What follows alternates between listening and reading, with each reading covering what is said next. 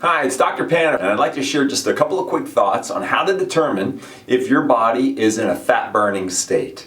There's a lot of confusion out there in regards to what approach might be best for an individual with regards to trying to reach their ideal weight. Whether it's exercise or diet, whether it's paleo or keto, there's so much information. But if we just distill it down to its simplest form, there are two types of people basically out there. There are people who are able to burn fat, and there are people who are not in a fat-burning state. And in order to determine what your needs are, you first have to determine if you are in a position where you can burn fat for energy. So let's just assume that that is the case. We understand that fat is nothing more than stored energy.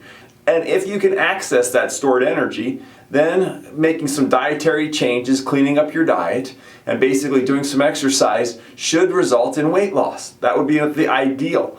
But for many people, that's not necessarily the case. There's nothing worse than eating like a mouse and exercising consistently and not seeing changes happen on the scale.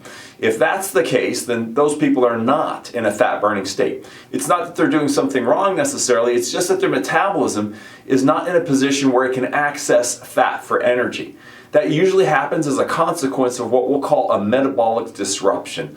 Those metabolic disruptions could be things like blood sugar shifts. It could be reactive hypoglycemic tendencies or insulin resistance. It could be thyroid metabolic challenges that aren't always easily identifiable on traditional blood work. It could be digestive disruptions. It could be the adrenal issues or sleep challenges. The list goes on and on. So there's many things that can impact negatively our body's capacity to access fat for energy. Well, if that happens, there's some hallmarks or symptoms that are common in those cases. One is that those people are eating well and exercising and still not seeing results on the scale. That's generally symptom number one. Symptom number two would be that their energy tends to basically be a little bit lower, or that it crashes at some point during the day. So if you find yourself in a situation where you go, hey, I'm not consistently enjoying energies of 8, 9, or 10 throughout the day during my wakeful hours, then chances are you are not in a fat-burning state. And number three is they tend to basically crave sugars and starchy carbohydrates.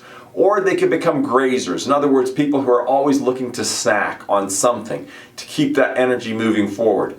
Ultimately, if you cannot access stored energy or fat for energy, then you rely on food for energy. And there's nothing wrong with using food for energy. That's what it's designed to do.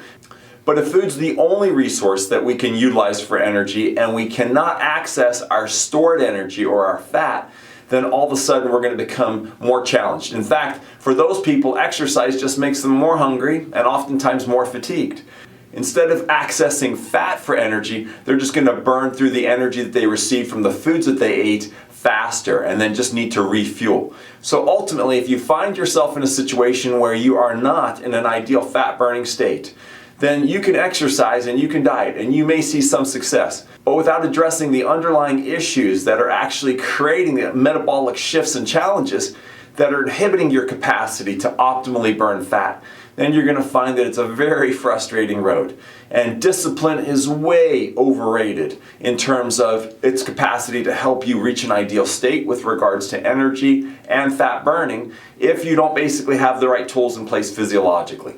So our hope and prayer is that people can basically put themselves in a position where they overcome their metabolic challenges, or I call them hiccups or roadblocks. When you overcome your metabolic roadblocks and put yourself back into an optimal metabolic state, then you should be able to enjoy consistent energy, consistent weight loss, and better health overall.